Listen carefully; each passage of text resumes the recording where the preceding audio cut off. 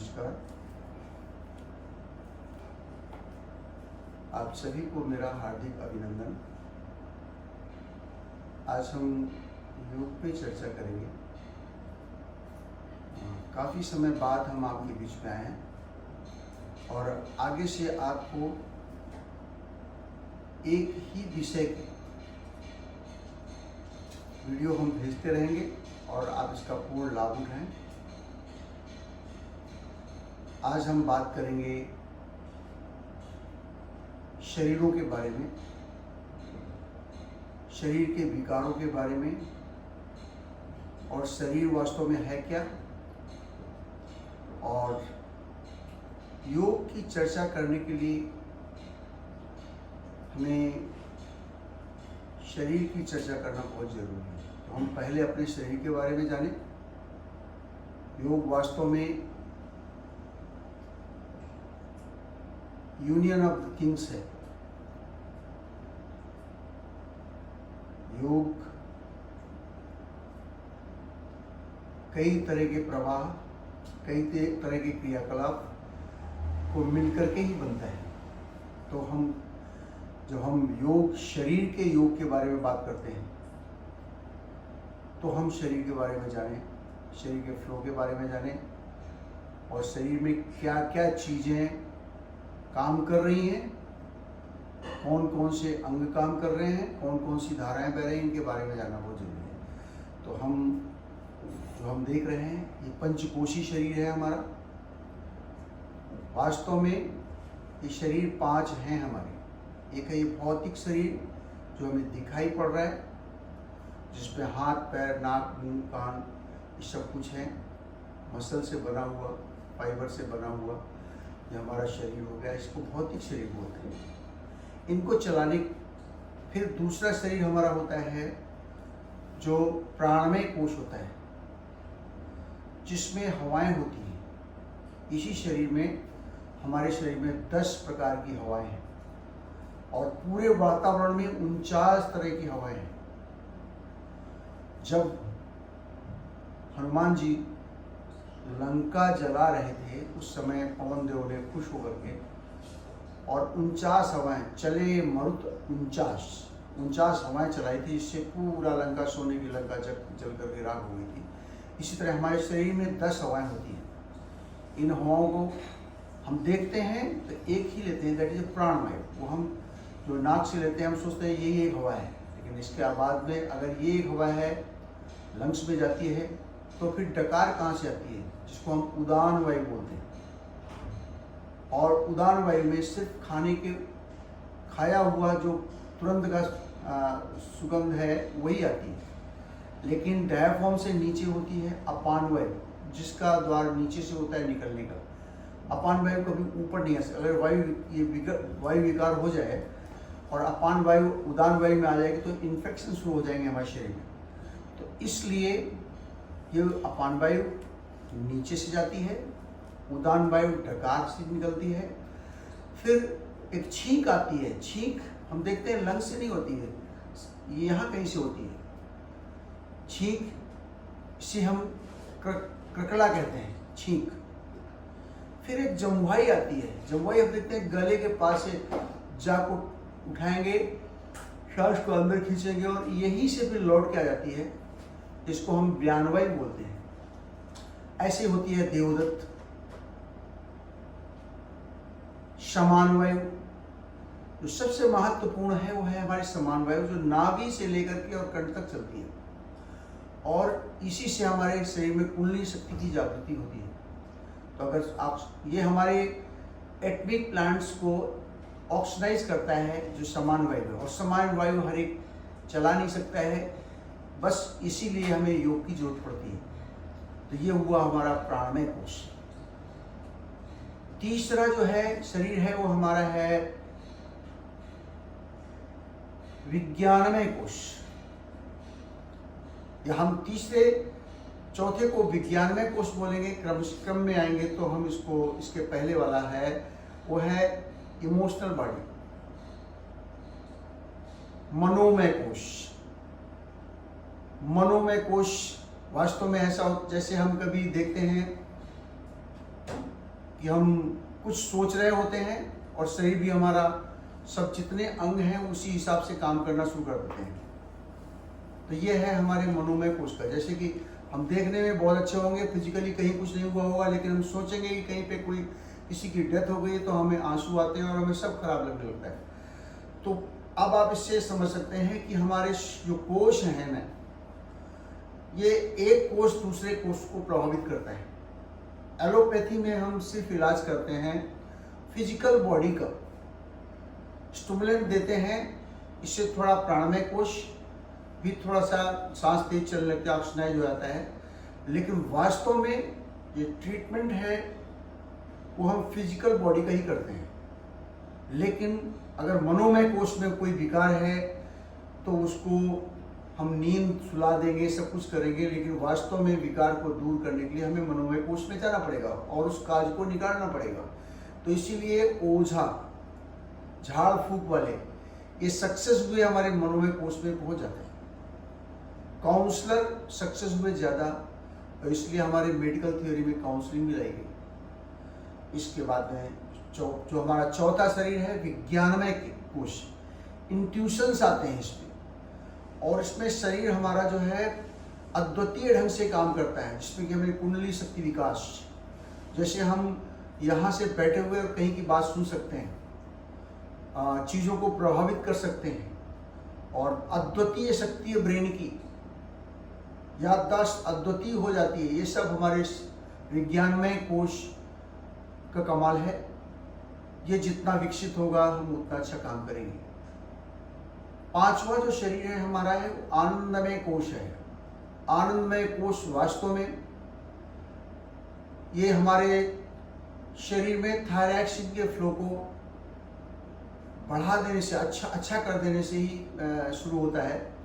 आनंद की अनुभूति होती है, हमारा विजन ही बदल जाता है। नॉर्मली हम निगेटिव या पॉजिटिव सोचने वाले होते हैं, तो देखा गया है कि हम अगर हमारे सामने सब गलत होता रहा है तो हम निगेटिव सोचने लगते हैं।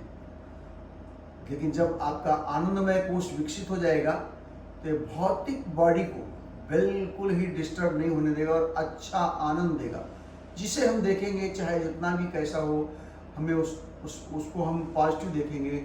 आनंद ही आनंद दिखाई पड़ेगा। ये है हमारे, और वैसे ही हार्मोन्स के फ्लो होंगे और हरदम खुश रहेंगे आप। एवरीवेयर लुकिंग में आंखें हमारी, हाथ पैर हमारे, मुख हमारा, वाणी हमारी, ये सब आनंद में भर जाएगी। और ये इनका जो रिफ्लेक्शन है, जो चीज़ हम निकलेगी इसमें चारों तरफ आनंद दिखा रहे हैं। ये हमारा पांचवें शरीर का काम है। तो इस तरह से हमारे 5 शरीर होते हैं। पंचकोशी शरीर से अब हम आते हैं इन सब शरीरों में जब हमारा काम होता है तो फिर हम उसे योग कहते हैं। जैसे प्राणायाम करते हैं तो फिजिकल प्रेशर भी देते हैं, तो भौतिक शरीर में होता है, और हवा भी निकल रही होती है, चेंज हो रही होती है। हम आपको वो सब सिखाएंगे। दूसरा, जैसे कि साइंटिफिक बॉडी में आपके सामने रिंग बनेंगी, लाइट दिखेगी और अद्वितीय चीजें दिखेंगी जिसका आप वर्णन नहीं कर सकते हैं। ये है हमारा विज्ञानमय कोश। तारे दिखेंगे, भूमंडल दिखेगा, हजारों गुना बड़ा सूर्य दिखेगा। ये सब कुछ जब दिखता है तो ये हमारे विज्ञानमय कोश का कमाल है। 30 अनहत नाद सुनेंगे, ये सब विज्ञानमय कोश है, क्योंकि ये कोश इस कोश के बारे में नहीं जान पाता है, दूसरा कोश इस कोश के बारे में जानेगा। तो और जो तीसरा हमारा है साइकोलॉजिकल बॉडी। ये साइकोलॉजिकल बॉडी जो हमारा मनोमय कोश है, ये जब ये शांत होगा, अच्छा होगा, निर्मल होगा, तो हमें सब जगह हमें सब चीज़ें अच्छी लगेंगी और हम सबसे कोऑपरेशन करेंगे और हमारा दिमाग अच्छा लगेगा। जहाँ हम शरीर को लगाना चाहेंगे पूरी एनर्जी के साथ में, तो कोऑर्डिनेशन लेवल बढ़ जाएगा। और फिर आनंदमय कोश में जाते ही जो फ्लोज हैं हमारे, एमिगडाला है ब्रेन का एक मेन पार्ट, वो सभी ऑर्गन्स, सभी ग्लैंड से हार्मोन्स के फ्लो को सुनिश्चित कर देगा बराबर। तो इस तरह से हमारा शरीर दिव्य हो जाएगा और दिव्य शरीर बनेगा 5 कोषों को ठीक करने के बाद।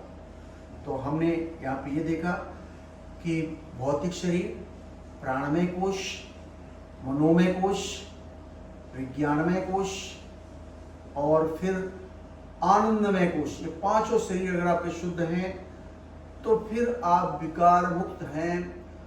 तो अब हम आते हैं भौतिक बॉडी के बारे में ज़्यादा और साइकोलॉजिकल बॉडी, साथ में सबको हम टच करते रहेंगे, लेकिन भौतिक बॉडी, ये हमारा शरीर जो मांसपेशियों से बना हुआ है, वास्तव में मांसपेशियां हैं, इसमें हड्डियां हैं, इसमें और बहुत सारे तरल पदार्थ हैं, ग्लैंड्स जो हमारे फ्लोज हैं, इन सब से बना हुआ ये शरीर वास्तव में आर्गन से कंट्रोल होता है। आर्गन जैसे कि कुछ सिस्टम है, सर्कुलेटरी सिस्टम है जिसमें खून बहता है, नर्वस सिस्टम है जिसमें हमारे नर्व्स जो ज्ञान नाड़ियाँ हैं वो काम करती हैं, और जो हमारा हार्ट है इससे हमारे रक्त का फ्लो सुचारू रूप से पूरे शरीर में पहुंचाया जाता है। और जो ऑक्सीडाइज होता है प्राणमय कोश, ये हमारे लंग्स काम करते हैं। तो organs, lungs, heart, liver, kidney, ये सब आर्गन्स, ब्रेन, ये आर्गन में आता है। ये आर्गन्स जो हमारे ठीक रहेंगे तो हमारा शरीर सही रहेगा। लेकिन इससे भी अब आगे बढ़ते हैं तो ये आर्गन्स कैसे ठीक रहते हैं। आर्गन्स को ठीक करने के लिए हार्मोन्स के फ्लो होते हैं। हार्मोन्स कंट्रोल करता है हमारे आर्गन्स को। जैसे हार्ट है तो थायरॉक्सिन का फ्लो, अगर किसी का थायराइड हो गया, हाइपोथायरिज्म या लो थायरिज्म, तो उससे क्या होगा, हार्ट प्रभावित होता है, इमोशन हमारे गड़बड़ होते हैं और हार्ट की प्रॉब्लम आने लगती है। ऐसे ही जब हमारा पेंक्रियास प्रभावित होते हैं, जिसमें हार्मोन्स, पेंक्रियास जो हार्मोन्स बनाती है वो हार्मोन्स का बनना कम ज़्यादा हो जाता है, तो हमारे जो भोजन है, पाच्य सिस्टम ही हमारा खराब हो जाता है। हम खाना हजम नहीं कर पाते हैं या हम फैट को प्रोटीन में कन्वर्ट नहीं कर पाते हैं। तो ये है हमारे ऐसे ही ब्रेन में जब पिनियल और प्यूटरी 2 ग्लैंड्स हैं। पिनियल जो मेधा शक्ति विकास देखती है, प्यूटरी जो हमारे तंत्रिका तंत्र को देखती है। अगर इनमें हार्मोन्स कम ज़्यादा हो जाता है तो हमारा जो है नस नाड़ी सिस्टम सही काम नहीं करता है, और मेधा शक्ति अगर आप पिनियल अच्छा काम नहीं करेगी तो हम वास्तव में शरीर को, ब्रेन को वो चीज़ें नहीं दे पाएंगे जो हमें आगे प्रेजेंट करनी है, जैसे हमें ऑर्डर देना है। तो सिस्टम सब ठीक रहें उसके लिए आर्गन ठीक होना जरूरी है, और आर्गन्स ठीक रहें उसके लिए हार्मोन्स के फ्लो। इसके आगे भी कोई चीज़ है जिसको हम बोलते हैं अमेगडेला। अमेगडेला एक ब्रेन का वो पार्ट है जहाँ पे हम आदतें और ये सब कुछ इकट्ठा करते हैं, और उसी के हिसाब से हमारे फ्लोज होते हैं। कुछ लोग गुस्से वाले होते हैं, कुछ लोग शांत प्रिय होते हैं। ये सब हार्मोन्स का कमाल होता है, और हार्मोन्स फ्लो हमारे अमेगडेला से होते हैं। अमेगडेला संस्कारों से बनता है, तो हम भी अमेगडेला को भी प्रभावित कर सकते हैं योग से और तुरंत। तो उसके लिए बहुत सारी क्रियाएं हैं हमारे शरीर में। जैसे योगासन करेंगे तो मसल ठीक रहेंगी और ऑक्सीडाइज होगा। फिर उसके बाद में प्राणायाम है तो उससे ऑक्सीडाइज होगी पूरी बॉडी, सुनिश्चित रूप से वायु विकार से भी ठीक हो जाएंगे। उसके बाद में क्रियाएं हैं, कुछ बंध हैं, महाबंध हैं, जो वात पित्त कफ तीनों कंट्रोल करते हैं। उसको हम मूल, उद्यान और जलंधर 3 बंध बोलते हैं, जो शरीर को दिव्य बनाते हैं। वात पित्त कफ शरीर का बैलेंस हो जाएगा तो आपका शरीर अच्छा रहेगा। ऐसे ही हमारी साइकोलॉजिकल बॉडी को ठीक करने के लिए, ऐसे ही हमारे आनंदमय कोष को ठीक करने के लिए, ऐसे ही हमारे विज्ञानमय कोष को ठीक करने के लिए ध्यान और ये सब बहुत सारी चीज़ें होती है। योग एक बृहद चीज़ है। अगर योग कभी भी, जो कुछ भी हम कर रहे होते हैं वो योग का ही पार्ट होता है, लेकिन वास्तव में हम जानते नहीं। तो जहाँ पे जो चीज़ हम फिजिकली कर रहे हैं वहाँ ध्यान लगाएं, वहाँ सांस का रोकना, और वहीं पे ब्लड का कम और ज़्यादा करना, स्टारवेशन एक्सेस सप्लाई, और वहीं पे जो इलेक्ट्रिक एनर्जी है उसका सुचारू रूप से प्रवाह करना, बस यही तो योग है, कम ज़्यादा करना और क्लीन करना शरीर को, यही योग है। तो आज हमने आपको एक छोटी सी चर्चा की और अगले वीडियो में हम आपको एक एक करके सभी शरीरों के विकारों को दूर करने के लिए एक एक तरह के आसनों से हम शुरू करेंगे। तो आप ज़रूर हमसे जुड़े रहिए और हमारे वीडियो को आप लाइक करते रहेंगे, सब्सक्राइब करते रहेंगे, तो अच्छा होगा कि हम जो है इस चीज़ को दूसरों तक पहुंचा पाएंगे। हमारा उद्देश्य हम आपको फ़ायदा पहुंचाना है। आप जितना भी फ़ायदा उठा सकें उससे हमें बड़ी खुशी मिलेगी। धन्यवाद। ओम।